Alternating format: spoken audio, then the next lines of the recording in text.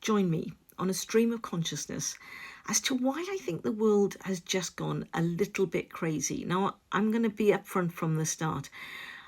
I don't really know what order to put all of this stuff in, so it might come out a little bit higgledy-piggledy, but you'll get the gist.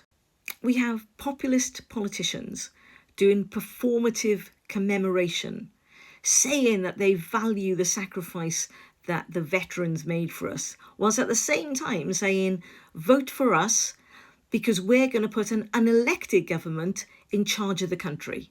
Populists who value the photo op while simultaneously slagging off the organisations that actually really make a difference to people's lives.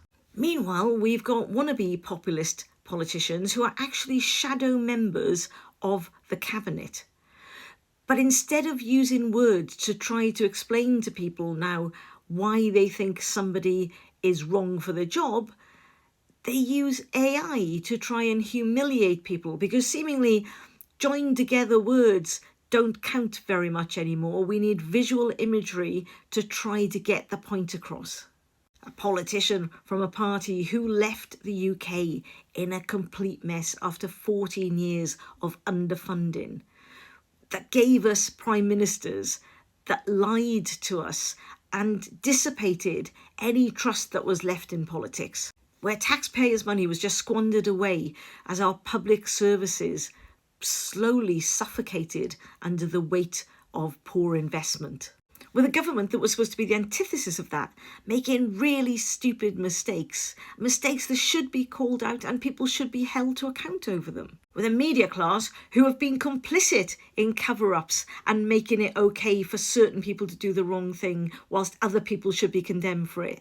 Who suddenly now, over the last year, really want to call out everything, but they never want to contextualise it. Politicians that promise things which sounded good, but were never ever possible, and everybody said was a dumb promise to make, is now being called out like it's the worst thing ever. And the context is important, and important for future politicians to note, because every single Prime Minister has broken their manifesto promise. And the vast majority of these promises that have been broken from both the Tories and Labour have been around taxes.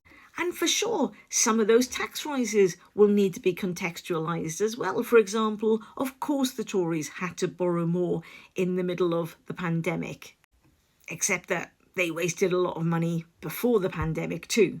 And yet it's ironic that the populists who say that Labour and the Tories have lied actually lie more than anybody else. People are putting hope into flawed characters because they're desperate to see change. Populists who jump on bandwagons supported by a media who are just happy to promote division, but seemingly not happy to hold those same populists to account when they blatantly lie and make the lives, in this instance, of grooming gang survivors worse by misrepresenting them in a press conference.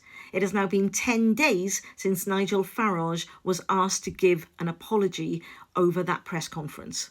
And not one media outlet has followed up on the fact that he still has not addressed the issue. And then, just to add into the mix, we have a social media landscape which is completely unregulated, over-amplifying the words and the rhetoric of the far right, who these days see themselves as not far right but just right. And they're only just right because platforms like X have normalised the racism and division that the far right have always stoked in the country. And social media is bonkers, where a pensioner who just happens to support a certain party but has no expertise in the area and clearly demonstrates no critical thinking at all, reaches nearly 250,000 people. Like, people are seriously following June because she's saying what they think, which seemingly is that Bev Turner, who is notorious for believing conspiracy theories on a channel that promotes conspiracy theories and divisions, is interviewing Liz Truss, the person that trashed the UK economy, but suddenly Liz is now the person that got it right, and it was the UK and our increased debt that seemed to have got it wrong. shouting into an echo chamber that is unable to conceptualize how bad the climate crisis is. So instead, just doesn't believe it, believes that that is the conspiracy, even though 99.9% of scientists say the climate change is real and it's a real crisis. Yet to June, it's not the climate that's a problem, it's the fact that people haven't cleared out the drains properly. It's a self-perpetuating echo chamber where June promotes the next person. Winston Marshall, with 178,000 followers over on X, close to 500,000 followers on YouTube, who promotes people like Farage and who believes that yes, we are close to civil war. Over 500,000 people are getting their news from Dan Wootton. That'd be Dan Wootton that was so bad, even the Daily Mail and GB News got rid of him. He stokes the division that feeds the country, talking of an area having fallen. And by that he simply means that people have moved into the area. June covers the older people. People like Sophie cover the younger people. Over 250,000 people seem to be listening to Sophie, who just recently graduated with a degree in politics. Sophie, who spends most of her time on X, demanding that people resign or get fired, even though she spent most of her time on X saying that she doesn't believe in cancel culture.